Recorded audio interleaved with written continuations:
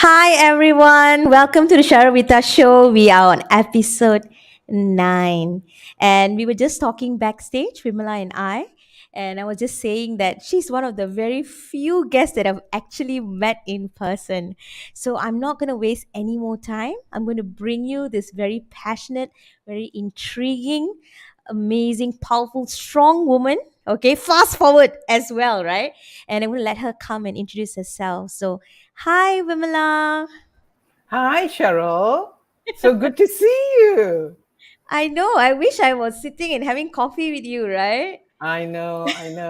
Wouldn't that be great? I mean, all this thing about technology as well, it's Yeah. a challenge for people like me anyway.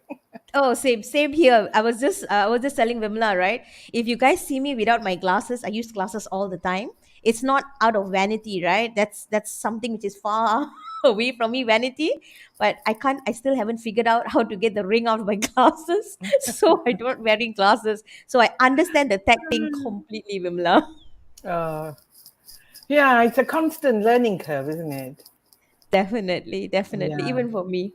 So yeah. Vimla, tell us about yourself. Who is this Vimla we hear about? When I think of Vimla, right?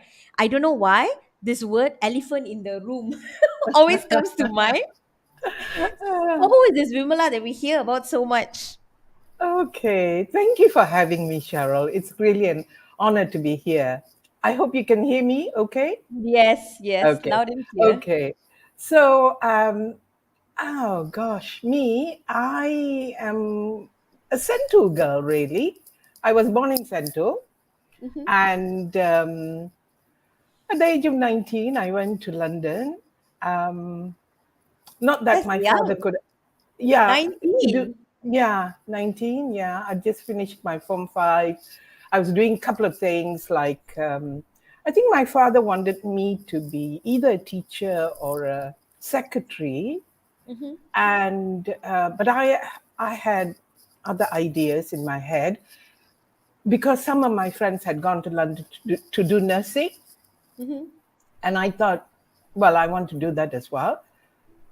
It was so unrealistic because my father, I come from a poor family. Mm. So my father worked for Malayan Railway. He had 5 daughters, which was bad news for a Tamil man. Um, so I finished my Form 5, and when I said this to my father, um, being that wonderful man he is, although he worked in Malayan Railway, he was a community worker. So he knew people like Tan Sri Tun Samandan, and he Mm-hmm. worked with him to do this. There was all this initiative to buy shares, especially the people in estates. He went and said there was an cooperative set up by him, and so my father went around with Tan Sri Sun Samandan and did all this work. They went to estates. He also bought some shares. So when I wanted to do this, he went to Sun Samandan and said this, and they gave me a ticket because there was no way my father could have afforded. Mm. So there was this period of me having to go through applying to Lewisham Hospital and going through some interviews in the Ministry of Health. And so I went to London. I did my nursing. I climbed up the ladder, and then I had a strategic role. And 30 years went by, but I used to come and go. Just like I that, used 30 to, years, yeah. yeah, yeah. For 3 years, I didn't come home. We were paid pittance, and I mean pittance. I don't know, something like £10 or £8. But we lived in a nurse's home, so Mm-hmm. food was free, room was free, hot and cold water, central heating, everything was free. So there was no way I could come home for 3 years. But after 3 years, when I became a staff nurse, I came home to say that I wasn't going to be at home. I wanted to go back. disappointed the entire family, and my family are all listening. Uh, Disappointed my father, Tun Samandan, and my family.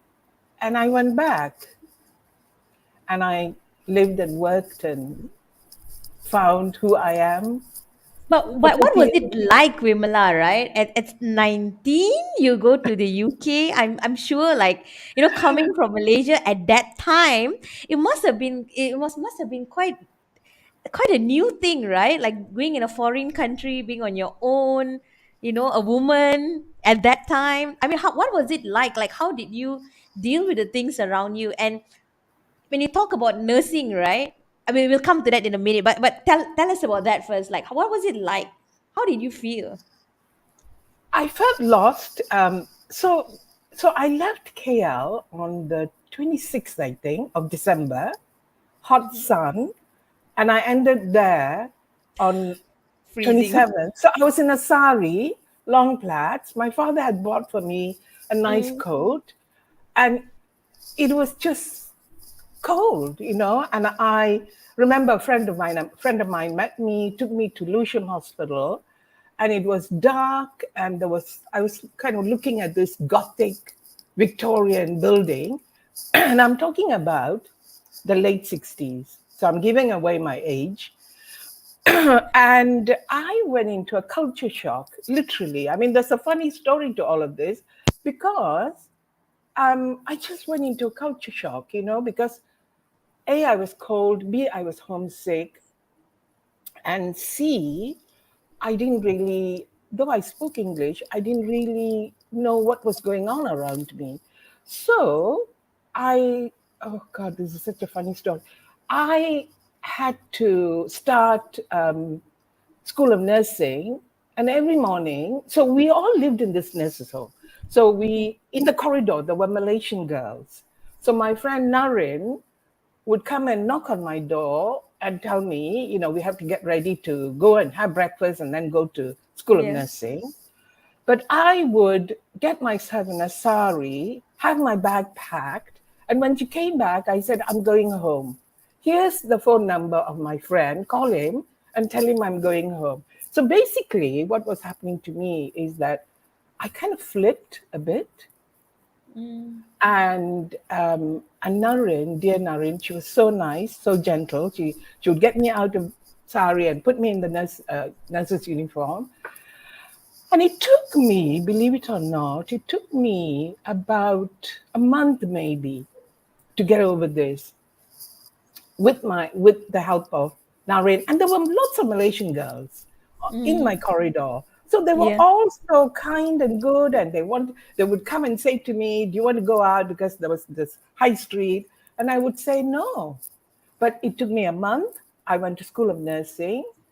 I I I looked at another friend called Molly, and I said, "Can you be my friend?" And she said, "Of course, yes." She was from Jamaica, and that was it.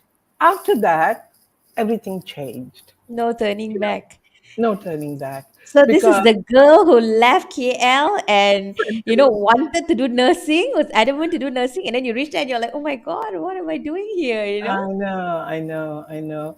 So eventually I settled down, went to School of Nursing and did what we call PTS, and then we had to go to the wards to work.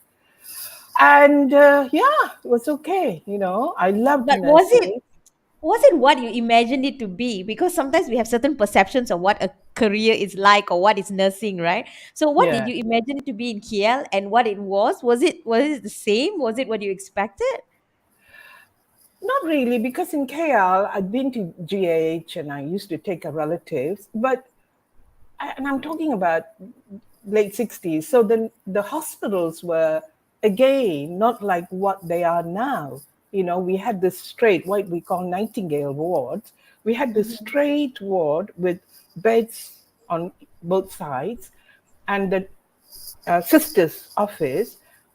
And my first ward was, oh God, it was a male ward, and GU. So all these old boys who had problem with their digging.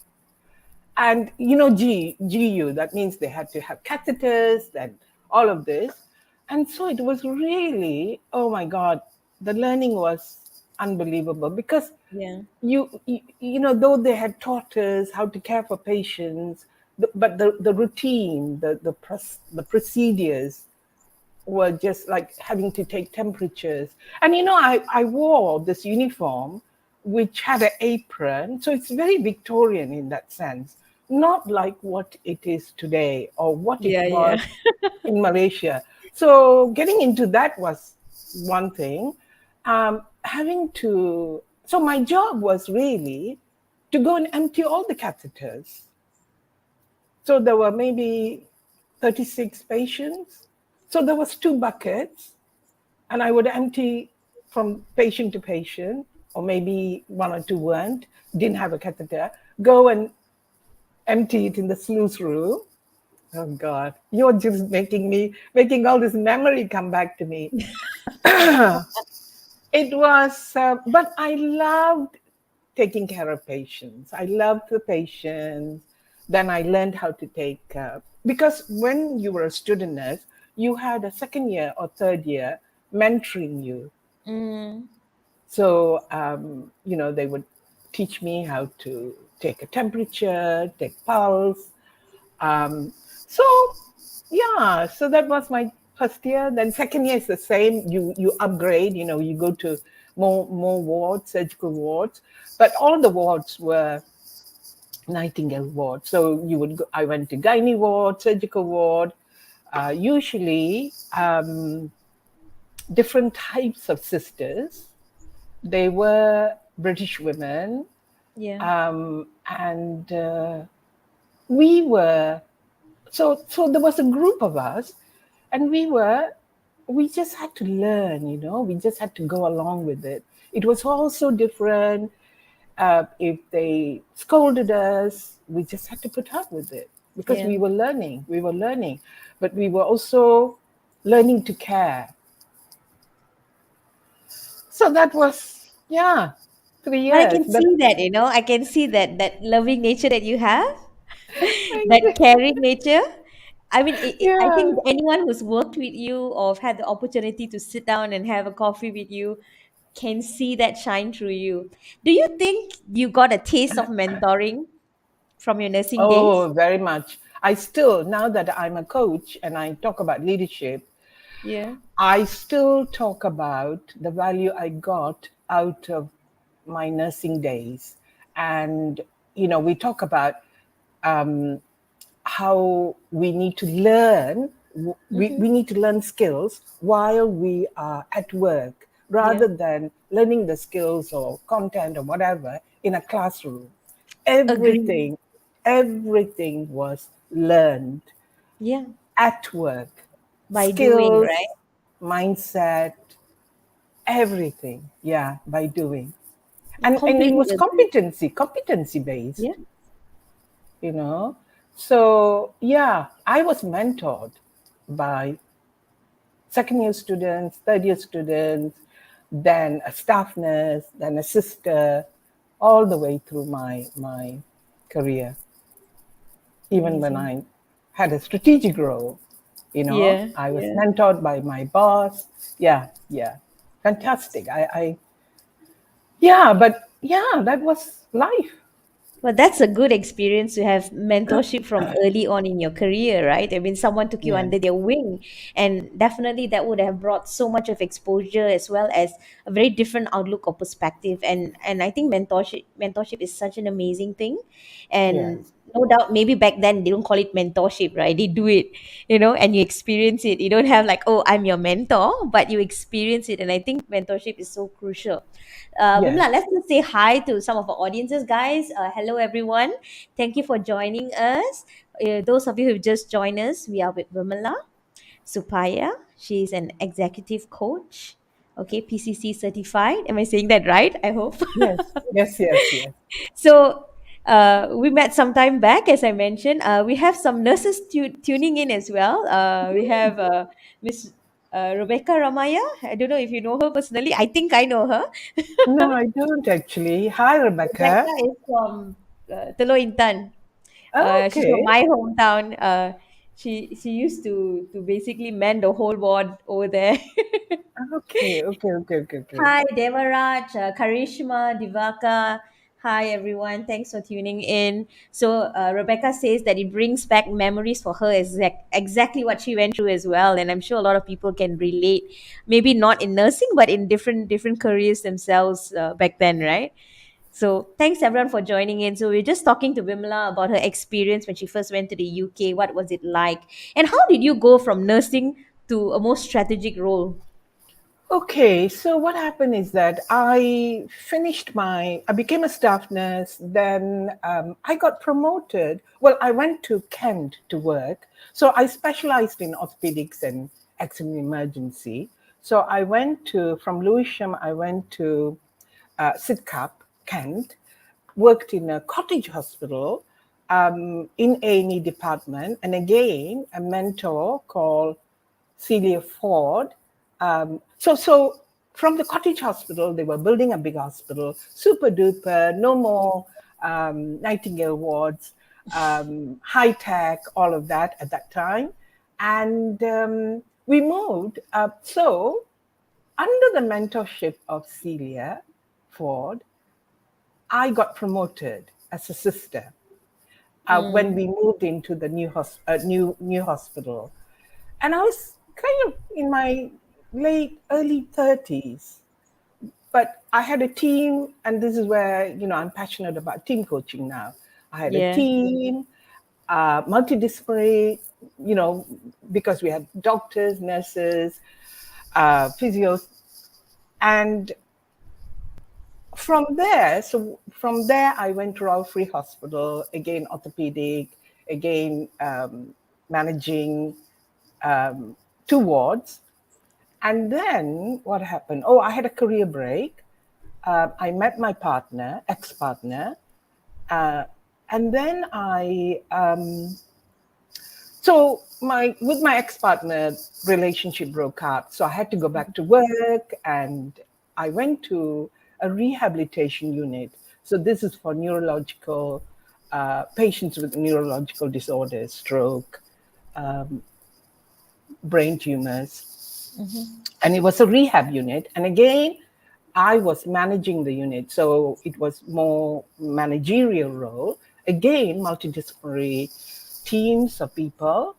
And I one day I was looking at the newspaper, and there was a post, there was an advertisement for this role called Health and Race role manager, and I applied for it. Although I'd gone to I wasn't part of an NGO. I didn't do any grassroots work to understand about the things to do with equality, equity. I didn't have all of this, but I had to read up a lot on it. Yeah. So to prepare myself for the interview, went for the interview, and I got the job. And I started the work. So it was for me to bring about. So at the interview, they were saying things like, "We need somebody to bring about a strategy," and I said, "Yeah, okay," but they wanted to know more about what I had done in my nursing role, because I think my experience in the health service was kind of a fit as well. Um, and they said, "Well, we don't have anybody." There was no. Mine was the first role, because at that time, health and race, or racism, equality, it was Yeah. called equal opportunities. It was big noise in UK. Health service was criticized for not improving equity for provision of health for Black and ethnic minority communities. And this job was in the East End of London.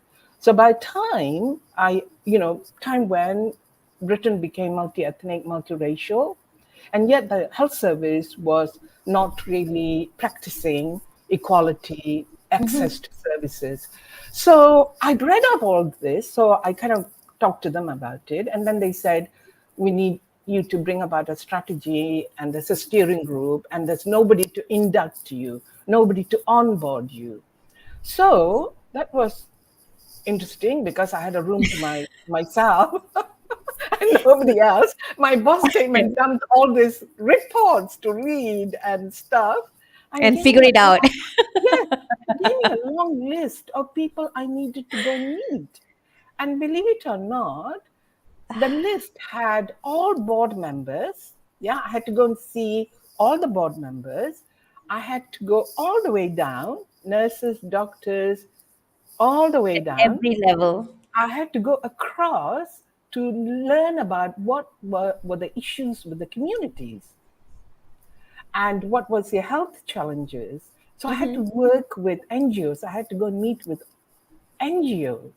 I loved it because from what I did, this gave me a bigger scope, and Definitely. I kind of, so that was yeah, for 5 years I worked in Newham, and But then but I that got, makes a lot of sense, right? Because what you do now, when you talk about bridging gaps, you have yeah, actually gone through that whole process where you met different people, you went to the grassroots level, you went from the highest, the board members, right up to, speaking to those who are working.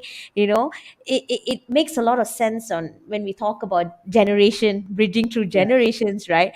yeah, I can just imagine you in that role, and what you were doing. And I think a lot of people out there that are changing careers, or people who are wanting to explore something new sometimes and might not have that experience, I hope that gives courage to people to try something new and, take that yeah. challenge, you know. Yes, yes, yes. I think if you have experience, expertise, knowledge, and today, it's all about being industry specialists, knowledge nomads. Not nomad is not the word. Knowledge specialists.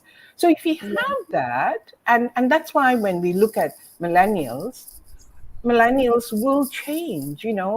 yeah, Their jobs 5 times in their lifetime, only because that is an asset. It's actually definitely. a good thing. So yeah, if you have experience, expertise, I think you need to be fluid a little bit in Yeah, the progression of your own self be like development. water. Yeah. Be like water. Yes, yes, yes. But what Yeah. what would you say, right? You moved, basically you're in healthcare, okay? You Yes. move from a very hands-on sort of role to managing people. Basically, you're managing people, coming up with strategies. And how did you go from healthcare to childhood education is what I'm very curious about. Before you became and that was you becoming an entrepreneur as well, right? Like, how Yes. did that move happen? So here you went, let's go and explore. Why not we try something new? And you went into strategy, right? How did you go from that to, okay, I'm going to start my own business now? Well, you see, 30 years had gone, yeah, and there came a time in my life I really had a moment.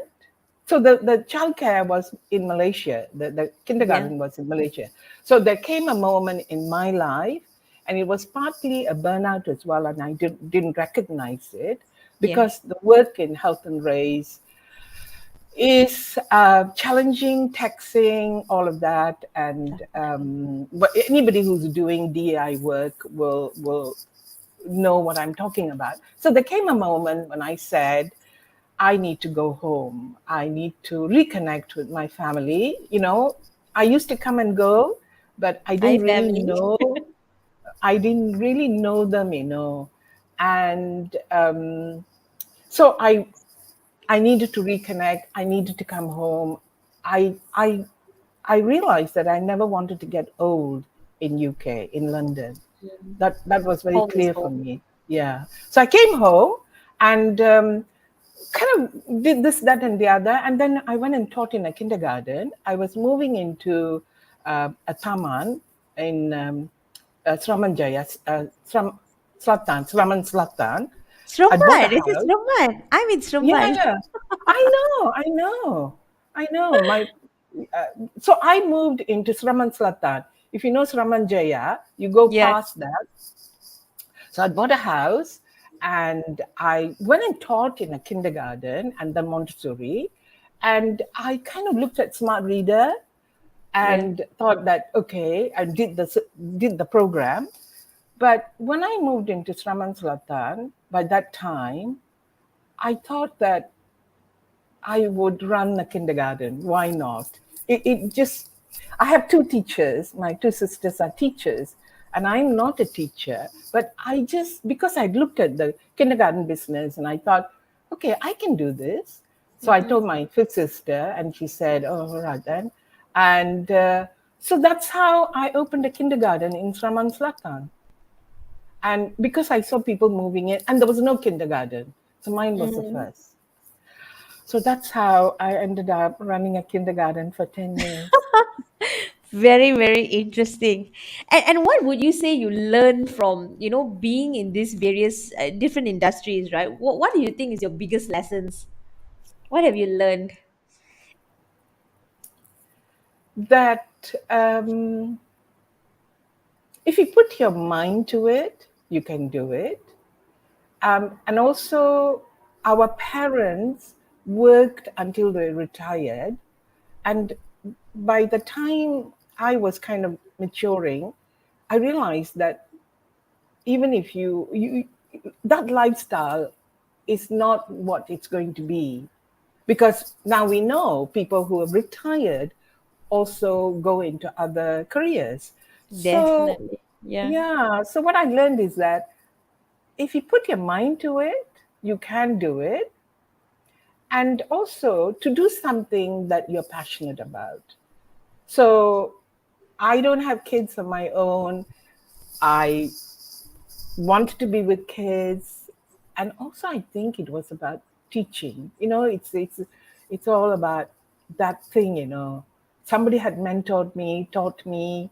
It was Mm-hmm. time to give back. But going to Sraman Selatan was also um, a, I had to pay a debt, which was to my Mm. father and Tun Yeah. Samandan, because it was yeah, the kids, Definitely. mostly Indian Tamil kids, and most of the parents were children of rubber estate, uh, rubber rubber tappers.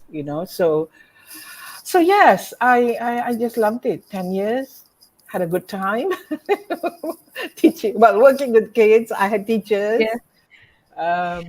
Yeah. So would you say teaching, coaching, being in this area where you're basically nurturing someone, was it something that you feel has always been within you? That nurturing spirit? Yes, I think that's right. From the day I started as a nurse, and now that I'm a coach, it is really about that space you give or create where you want to nurture and care. Okay, nursing is about getting people better. Yeah. Yeah, it is. Yes, I would say. Yeah. And how do you think what you're doing today, right? How does that tie in with, your bigger purpose or why you do what you do? Um, so by the time I finished with the kindergarten, I officially I'd retired from UK, Yeah. and I didn't know what I wanted to do, but I was still, in my mind, I was still young. So Oh, you went are into coaching. definitely young. I've sat down and spoken to you. Definitely young. If you didn't tell me today that you were in the UK in the 60s, I would have no clue. Oh my God. I think in my head, I'm Yeah. always 19 or Yeah. 20. Yeah. Yeah. And so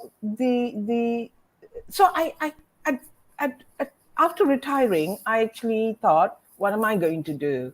Mm-hmm. And just went into coaching because a friend of mine said, okay, Stimulate is doing a talk, let's go. And it was all about, they were marketing coaching program. Yeah. But funny, when I was in the kindergarten, yes, I kept reading Michael here, who runs the school. I kept reading his articles on coaching and I became intrigued by that. So I came one weekend, I came and I did his weekend program, but didn't really, because of what I had been, coaching didn't sit with me. Yeah.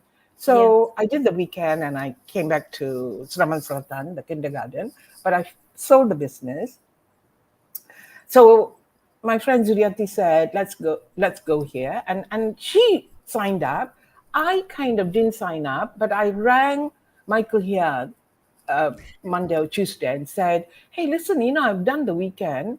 Can I do the program? And he said, yes. So that's how I ended up becoming a certified coach. Um, so the being a coach is the ultimate for me in developing people, Yeah. or and nurturing them. The nurturing part comes in, but the process of coaching has many different stages. Yeah. But it's really about allowing that person to be the best version of themselves. That's what a coach does, apart from gaining trust and rapport and all of that. It's Mhm. really about helping that person, like you would as a mother or a father, of Yeah. nurturing your child. Correct. You want the best version, your child to become the best version of themselves. And coaching is a bit like that. I don't want to put that kind of parental aspect Yeah. to coaching, because coaching is about partnering with your client and getting them to where they need to be or where they want to be. So yes, yeah, Would you say it's like inspiring what is already within them? yes, it's really take pulling it out, because everybody has potential, and that's the starting point of a coach. I go into the coaching space knowing that you have all the answers to the issue that you bring to the table, and you have the potential to be what you want to be. I'm kind of coach facilitating that process.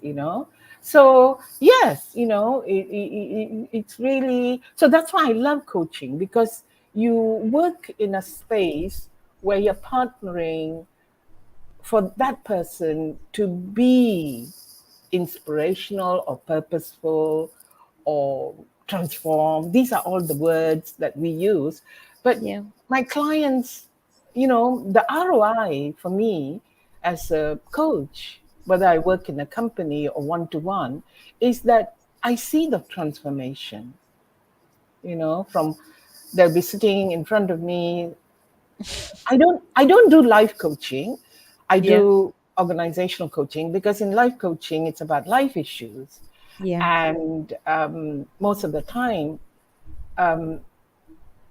my clients started crying, and I couldn't cope with that, because when you become a coach, you're trying your very best to make them cross from one bridge to the other, that they have many challenges. Correct. And so so that's why, when I became a coach in an organization, it sat well with me, because that's what I did back in UK, So especially in my it's like it's so yeah. familiar, right? It's Yes, different, but it's familiar at the same time. yes. So you And built all these experiences. yeah, and you're working with people, in Yeah. organization. You're working with middle managers, leaders, MDs, and you are working with people, which is what it was all about as a nurse.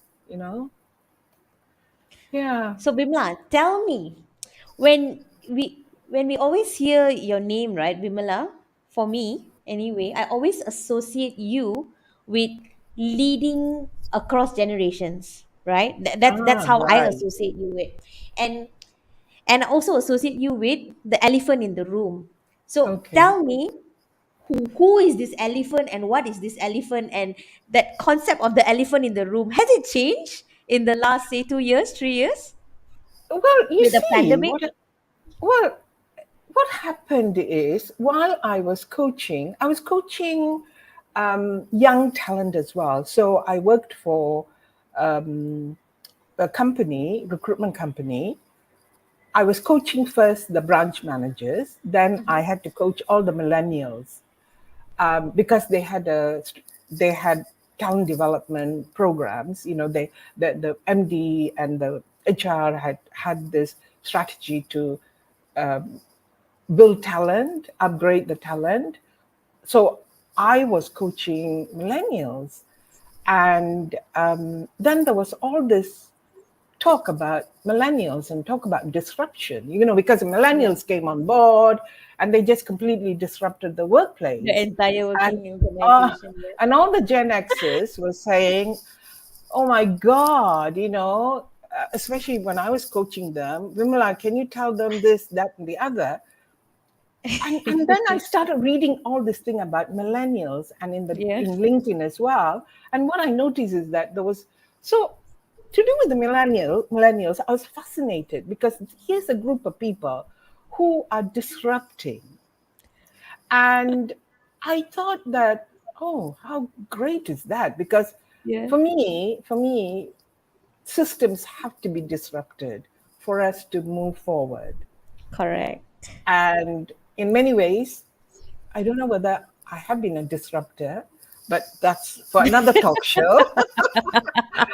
But so I became fascinated with these millennials and what they're doing and what the Gen Xers were not doing. So I went into it and I created a program that was called Elephant in the Room. And it Yeah. was really about, was a one-day program, really about bringing all the generations together to look at our biases, because it's really about biases. Because millennials, believe it or not, 75% of the workforce is already millennials, I think, although Speaking by to one as 2030, well. You're right, speaking to one. exactly. By 2030, Yeah. Yeah. they are our leaders. Yeah. And so I felt that we needed to do this work. Yeah. So I teamed up with a couple of people. And so that was a program. The elephant in the room is really about how we are not acknowledging the fact that young people are the future. Do you think that this is an issue that we are constantly propagating? Because with every generation that comes, we always say, as the generation comes, like, oh, they know what they're doing. And with every generation, we do it to the next generation and the next generation and the next generation. I mean, when I was coming out of university, they said, "Oh, this generation, they Yeah, have terrible English, and they are not hardworking, and they're not like yeah, us." And now I see that same thing happening again. Is it yeah. just the bias of the previous generation? Like during my time, that standard dialogue, right? We used to do it this way. But the interesting thing is that because there's been so much awareness, and so much Yeah, written yeah, about emerging leaders and who is going to be leaders, and there's been a shift, and although the real baby boomers, and yeah, maybe the traditional baby boomers. But the other thing that came along is parenting. Parenting changed. I was brought up by a very strict father, yeah, autocratic, all of that. But now I look at my nieces and nephews as parents, and even my sisters as parents. Parenting, they are nurturing, mentoring, coaching. yeah. But of course, when our children when go to workplace, the workplace culture hadn't changed. And that's where, that thing, when you go to work, or that thing about that bias, in our days, we did it like this. And, all the young ones are rolling their eyes and saying, why are you telling me that? You are, you had your time. This is my time. You see, that's why I believe what the millennials have done. And I'm a great favorite of millennials because, even when I needed to, I mean, let's face it, there's been so much change. Yeah, definitely. The workplace has shifted.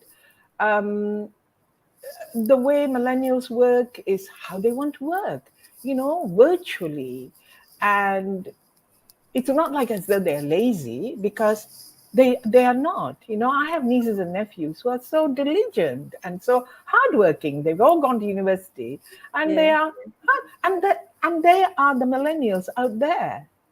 Yeah. So if Yeah. we can make the workspace safe and conducive for them, and that is our duty, the older ones, Yeah. Gen Xers and baby boomers, we needed to create that work culture. Suraya says old leaders like to relive their old glory days, and she follows up by saying, "Vimala, you're a baby boomer, which is so not in sync as one." So Raya, I have to see you. You're coming to my place tomorrow, isn't it? Jega says, I need "Vimala, to. your journey is remarkable. Oh, thank Something you, that thank will you. inspire people who treat retirement as the beginning for another adventure." It is, in many ways, we shouldn't think about retirement. Although I did say during COVID, COVID came, and everybody slowed down and Yeah. work was limited. And I had also decided I wanted to retire, but it was just my head wouldn't allow me to retire, because I asked people, what do you all do, when you don't have anything to do? So it was this and that, like Yeah. Monday Yeah. is my laundry day, and Tuesday is my shopping day. And I'm not that kind of a person. Yeah. Yeah.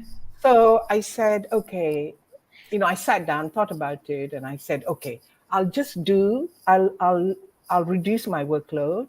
I'll do what I want to do, which is team coaching Yeah. Yeah. and coaching. I think coaching is like in your bones, right? You love it. I can see when you Yes, speak about yes. coaching, your face lights up and your eyes start glimmering. It is, I'm telling you, everybody must become a coach, because that's the future, It's Yeah. it's it's it's different from training. I don't want Yeah. to upset people who do training. There are amazing trainers out there, but there's a difference between training and coaching. Yeah, definitely. In coaching, you can see people transform, and that's what energizes a coach you know you can see people transforming and going places, or becoming more productive. Even if they are just going to stay in their work environment, they become more productive, engaged, all of that. And as a coach, especially if you're doing long-term coaching in a company, and you can see, and the sponsor can see the change you're bringing. um, so yeah, yeah. Pravina says, Coach, it's an honor and a pleasure to get to know you and meet you in person. Your ideas and experiences were brilliant. One of the most wonderful people I've ever met. Thank you for sharing your thoughts. I Thank you, compliment you. Ravina. She actually, you see, I love millennials and young people because they help you. Yeah. Yeah. Pravina helped me to redo my LinkedIn page. And that's why, we need to be, because they have the abilities, I Yeah. don't. Yeah. Technology overwhelms me. Yeah. So they come in and they work with you. Pravina worked with me, and many young people have worked with me, where I see how professional they are and how Yeah. knowledgeable they are with technology. I love technology, but they and they are much more collaborative and all of that. So yeah, thank you, Pravina, for doing my LinkedIn page. I think if we are open, right, and we try our best to like let go of those filters we have, right, those Yeah, biases that we have of yeah, another generation, whether yeah, it's the baby boomers themselves or it's the yeah, millennials or the Gen Z or whichever generation that is coming, right, then it will yeah. be easier to collaborate rather than fighting against them. And I think when we're always fighting against the tide, fighting against the wave that is coming, that's what Mm, brings all that tension. And I see yeah, that as well in my workplace, because we have across generations when it comes to educators as well. We got the baby right. boomers, we've got the young ones coming in, and it's always that struggle. You see that. Yeah. Pravina says, "Our coach, I'm very happy to hear words from you."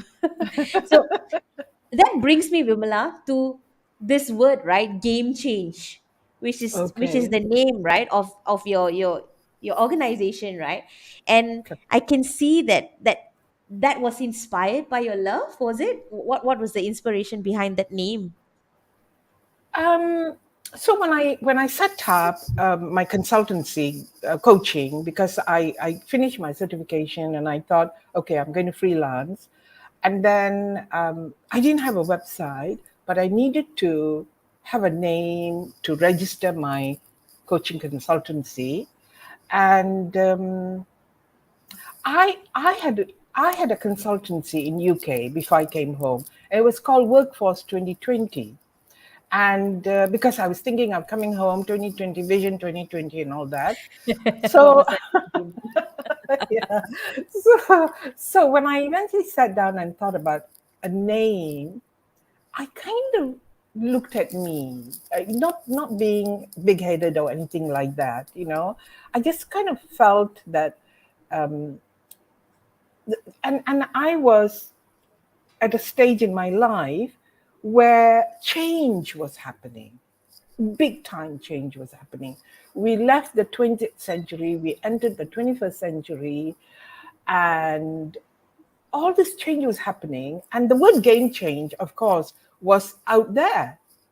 And so I kind of felt that my work as a coach is about being a game changer, you know, and bring about game changing solutions, or Definitely. you know so that's how it came to game change. And the I have a business card. So I have this brilliant nephew who lives I live in a condo and he lives next door to me, and Lucky he you. designed I know he designed my business card with the G and the C intertwined. I'll when we see each other, I'll show it to you. It's eye Yeah, catching, because when I present in those days when we could yeah, go and meet yeah. people and you present business cards, everybody makes remark about it, because It's a it's conversation starter, it definitely. is it really is. People say, and then I can say, oh yeah, yeah. Vimla, 1 hour is definitely not enough to kupas and really dig into your entire life. Unfortunately, I've got so much more to ask you about. I want to ask you about the DEI, the shining star, your impact Oh, before income. There's so many things I want to ask you, but we won't have enough time. We only got 10 minutes left. no So worries. I think I have to bring you back, but I want to end the show. We have last 10 minutes, right? I want to give you some words that I feel after getting to know you the last few years, as well as following you on LinkedIn, on uh, looking at your Instagram as well, and other places. There's a few words that we want to play a little bit of a word association before we finish. Okay, so I Okay. want to give you a word and I want you to tell me what is the first thing that comes to mind. Okay. Okay, and then later I'll give you some time to explain it. Ready? Okay. I'll go slow. I'll go slow. Yeah, I'm not Okay. very good at games. No, it's not a game. It's just what word Okay. comes to mind. Okay. And Okay. Okay. trust Mine me, doesn't. all these Word words associate. is within your domain. Okay. Okay. These are Okay. all Good. your words that I took from you. Oh, right. All right. Okay. So first word, discomfort, Um, Disruption, change, social impact, hope. trust. The only thing to have, the only thing to nourish. It's not one word, but yeah. Yeah, yeah. Clarity, Aha moment, disruption. pain. You notice how all these words are coming from you? I don't know if you Oh, realize yeah. it. Yes, Yes, clarity. Yes, yes, yes. I have. I when I write my LinkedIn stuff. All these words are basically from your playbook that I just took it out, a little by little and little by little, you know. So as we end today, right? Maybe you can give us a little bit of insight into the last part, which is I think we really need to talk about my shining foundation, and Yes, I would love if you just tell us like what you did with it and what do you yeah, hope for others to do in their own way, like what yeah, you've done with my shining foundation. So you can just give us a little bit of an understanding of why and how that started, and yeah, what others can do in their own capacity yeah. to be that same kind of person to bring up others. Yes. You see, I think Shining Star Foundation is was set up by somebody called Sita. So I met the founders, two of them, um, and coached them to because they had big vision about empowering children, Mm, starting with orphanages. So they had a purpose, and they were coming from a place of amazing thinking and ideas.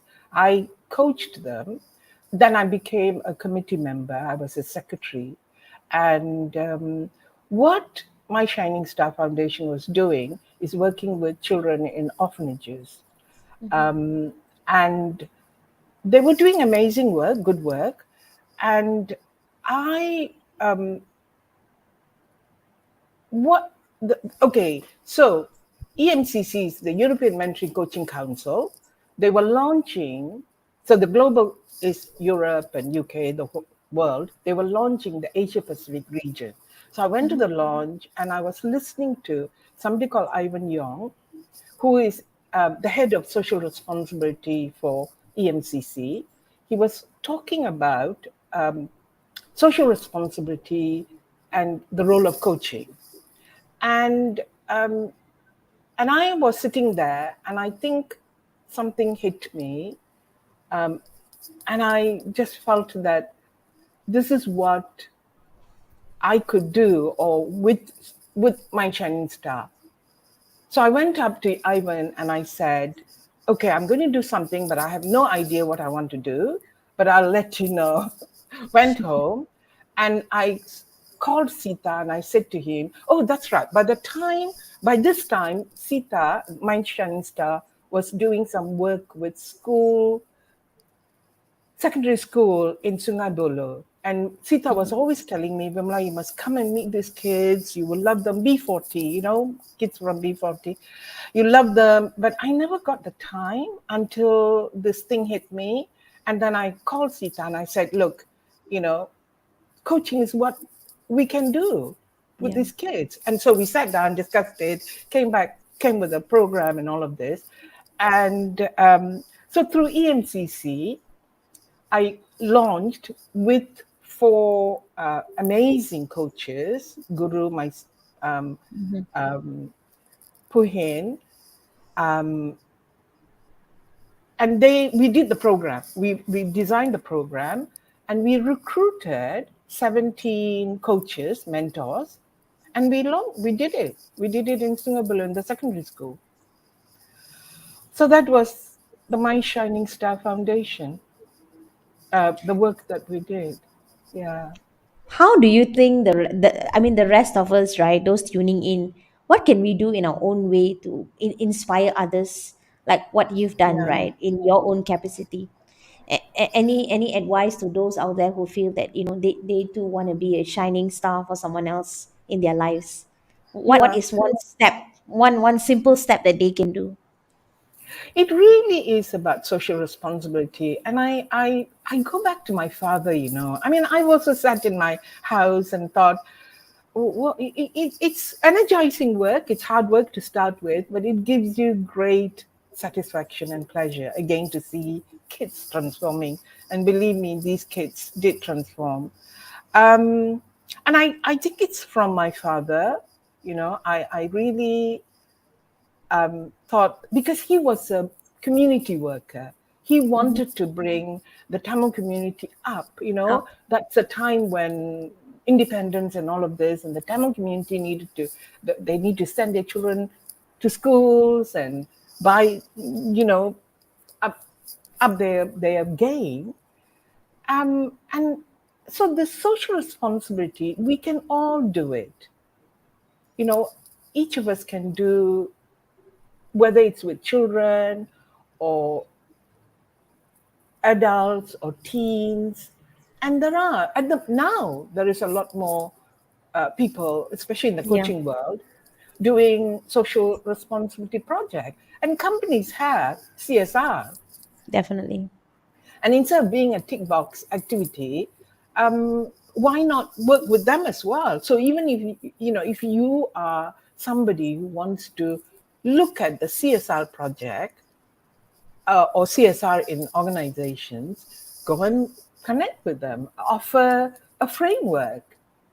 So, yeah, with teens, and also we have a lot of challenges today: mental health, Yeah, we have drug issues, we have prisoners. I know somebody who has worked with prisoners.